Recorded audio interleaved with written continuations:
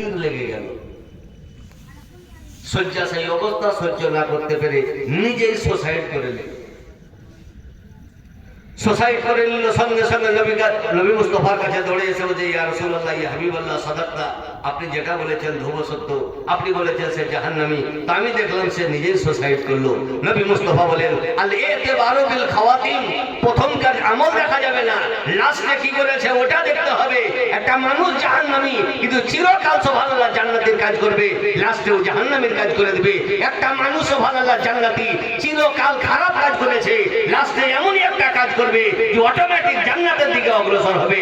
আজ আলহামদুলিল্লাহ হাদিস মোতাবেক ইনি যে ইন্তেকাল করেছেন জুমেরাতের রাতে, অর্থাৎ বৃহস্পতিবার ইন্তেকাল করেছেন। আর নবী মুস্তাফা বলেছেন, ইল্লা ওয়াকাহুল্লাহু ফিতনাতাল কবর, আল্লাহর তরফ থেকে ওনার কবরে সুবহানাল্লাহ কোনো প্রশ্ন হবে।